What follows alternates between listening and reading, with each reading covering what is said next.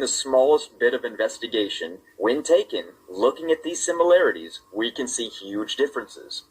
I could go on down the list, showing you the differences between us and them, and the list would put you to sleep.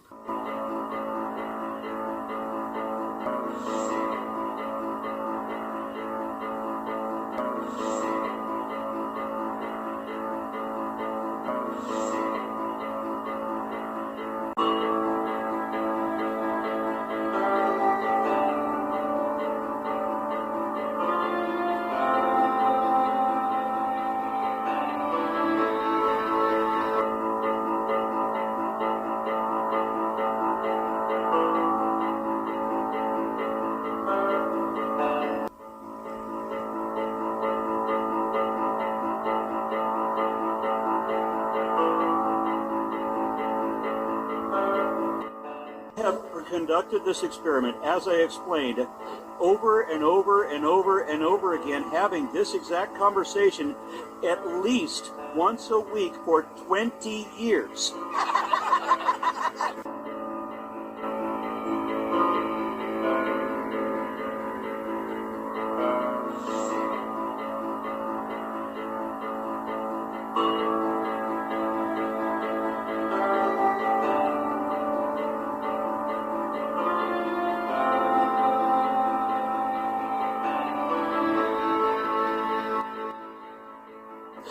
Not one Christian ever has produced evidence.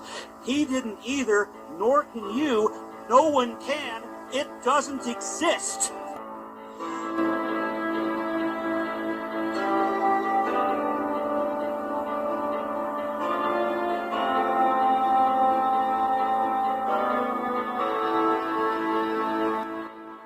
I demand that anybody in this room who calls yourself a Christian, if you think you have scientific evidence to indicate you're God, bring it. Anybody in this room who calls yourself a Christian, if you think you have scientific evidence to indicate you're God, bring it. You ain't got it. I win.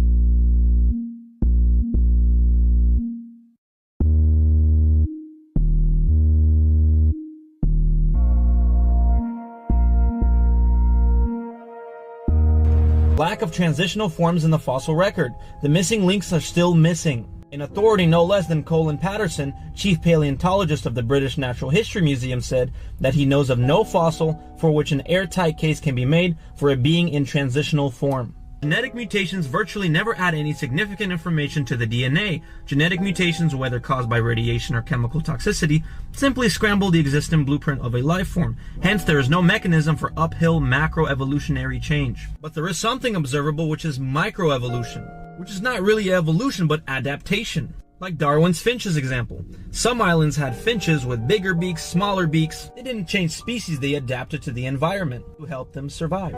You see, one of the very smart psychological ways to make your religion seem better than everyone else's is you slap the label science on it. Call it a scientific theory. However, when looking at the observable science, it debunks evolution as a fact. No transitional fossil records. No factual observable evidence whatsoever. At least I have humility to admit I have faith in a creator. People who believe in this will never admit that it's faith-based. It's science. So moral of the story is microevolution is real, adaptation is real, macroevolution is not. It is not observable, has never been observed whatsoever, but is taken as fact and is taught in the school system as an absolute fact. It's a religion. And we're out. First, let's superimpose Lucy's skull over the human. This won't work, so we have to angle it. And now that the tilt has been made to fit, let's zoom in. As you can see, even then, the brain casing is far too small, and the facial bones are far too large and longer and missing the typical bone of the nose, which is in all humans.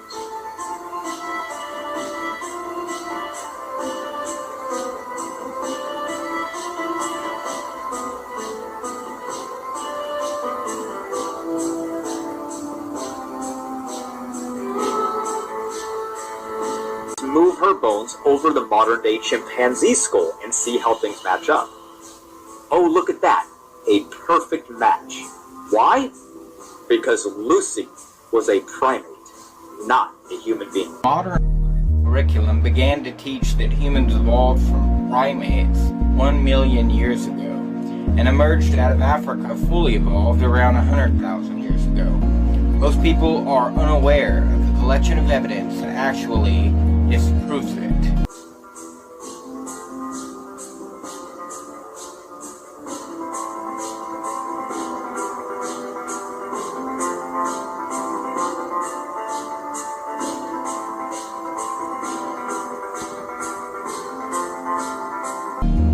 The most notable fossil of an ancient human-ape hybrid is Australopithecus afarensis, which they nicknamed Lucy after the famous Beatles song Lucy in the Sky with Diamonds, which is abbreviated LSD, and that's what these guys must have been on when they discovered this fossil, because the Lucy fossil has googly eyes, razor-sharp fangs, a massive brow ridge, no forehead, long arms, curved fingers, and a small brain case, all the qualities of a tree-climbing ape. And it's actually classified as a southern ape because that's what Australopithecus afarensis means, is southern ape. It is not a human.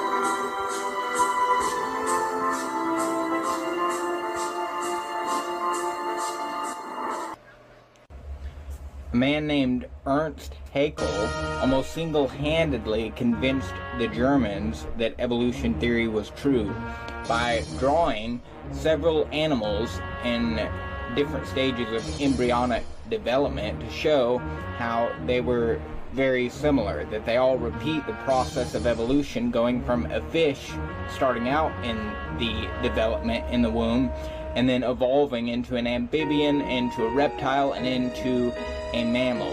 And this is how the animals evolve in the embryo. But he was convicted by his own university of fraud by making fake drawings of different animals, making them look a lot more similar than they actually are. So genetic similarities do not actually prove that apes and humans are related to a common ancestor, but rather that they were created by a common designer using similar tools for various purposes. You could exchange the lug nuts of a Pontiac and fit them on a Chevy in the parking lot. Go out and try it. It will work, but that doesn't mean that they evolved from a skateboard long ago and far away. You could find similarities in Microsoft PowerPoint and Microsoft Word, but that doesn't mean that they evolved from Morse code. So this is fuzzy logic to say that genetic similarities prove a common ancestor. There were 4 folds of skin that were found on a baby human in the early stages of development, which Ernst Haeckel interpreted as gills. And so we start out with gills in the womb, is what he would say, but those folds of skin on the bottom of the embryo's chin actually develop into various glands in the eyes, ears, nose, and throat, and they have nothing to do with breathing. There are people today that have multiple chins, that I know, and they can't breathe through any of those chins except the top. Human evolution cannot be repeated through artificial breeding experiments. You cannot produce a human from an ape in the laboratory. It's never been done. In the entire history of farming, no animal has ever produced anything other than its kind. It requires deep time or millions of years, which, by the way, when a textbook says millions of years, what that means is long ago and far away, because evolution requires deep time and unknown processes in order to make it happen. It can never happen in reality. It only takes place in the imagination. There is no evidence that language could have evolved. The oldest known languages that can be reasonably reconstructed are already modern, sophisticated, and complete, and they're no older than 6,000 years. There is no evidence that the male beard evolved. The best theory that they have is that the ancient humans that evolved from these ancient human ape hybrids were punching each other to death. So the men who could not develop a cushion on their face to protect them from all of the punches in this mad Fight Club society of human ape hybrids, if they didn't develop a beard, then they were just simply punched to death. And so the ones that could develop a beard overtook the population, and that's how we evolved the beard, according to the best theory out there for the evolution of the human beard, which is totally garbage. There is no evidence that apes evolved from or near Africa, because the apes that are in South America, if they evolved from Africa, they would have had to cross an entire ocean called the Atlantic Ocean in between South America and Africa. They would have had to cross that on floating log mats of vegetation in order to get there. And that is not even possible with a human that has no supplies and even skills for survival would not be able to accomplish that. Humans and apes are found in the same layers of strata. They're often found together, so there's no indication that one evolved into the other over deep time. Because of the fact that they're found in the same layer and often found together, that's why there's two known historical accounts of fraud. They combined a human cranium and an orangutan jaw to promote the idea of a human-ape hybrid.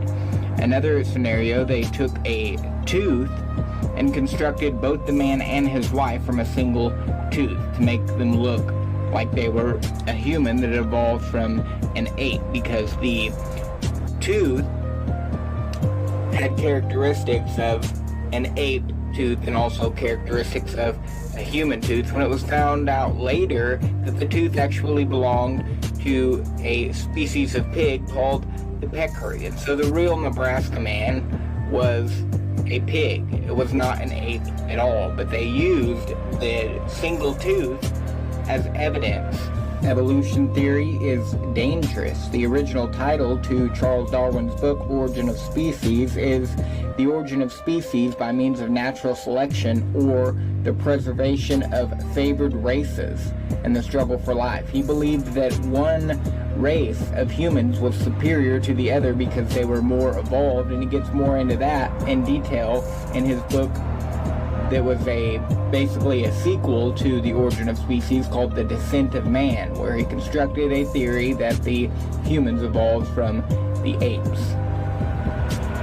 And with that theory, Adolf Hitler actually promoted it and adored it, and you can read his evolution philosophy in Mein Kampf, the book written by Adolf Hitler, where he praises Darwin's theory, called My Struggle, or Mein Kampf. When the Nazi soldiers were put on trial in America after World War II, they actually cited American eugenics laws, which were being used to justify abortion, to say that the child is not fully evolved yet and therefore it is not human. They used those same laws to justify the genocide of the Jews, considering them to be less superior genetically to the German. Otabenga was an African pygmy that had his own exhibit in the old St. Louis Zoo. He was put on display as an ancient human-ape hybrid because of the so-called ape qualities that his anatomy possessed.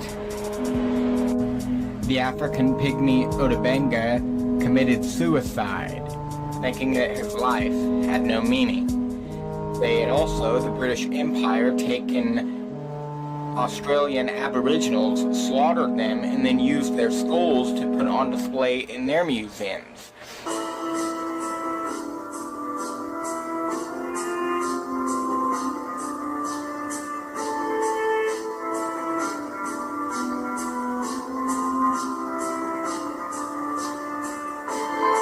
evolutionists are always trying to make sure that everything is related, and wanted to classify man as an ape.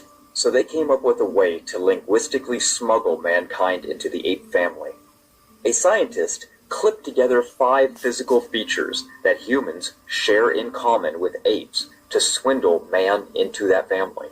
Basically, they played a language game. Just like the United States Post Office has systems for naming states, including 2-letter abbreviations, they will change the system if it suits them. At one time, the state abbreviation for Massachusetts was MASS, and for California, it was CALIF. Now it is reduced to just CA, or MA. And they can do this with anything. They can do this with taxonomy. I can do it with a raccoon, and show similarities between us and them. But what is funny to me is that these 5 things that we share in common are actually vastly different when we look into detail. Let's look at them, shall we? Marx, in 2009, said, "Apes are something that have no tail, a fused tailbone vertebrae, a large brain, and a rotating shoulder." Well, let's actually look at these things in detail. Our jaw is parabolic in shape. Not a single primate is. So now, you can see, even right out of the gate, the first similarity, when scrutinized, is very different. Next, can our shoulder rotate? Sure, obviously. But here's the thing. When we investigate this, we find that the human shoulder blades are actually unique to humans, having a combination of better lateral orientation and scapular blade shape. So now 2 things out of 5 actually show we are vastly different when we investigate them rather than just overall glaze over them at a glance. But let's go on. Is our brain larger, like in other apes? Yes, but our brain is actually much larger than all other apes, with multiple different neurons found in no other primate. For example, humans have the rosehip neurons. No ape has this. Not to mention the orphan genes that are highly expressed in the brain of humans, but not in primates.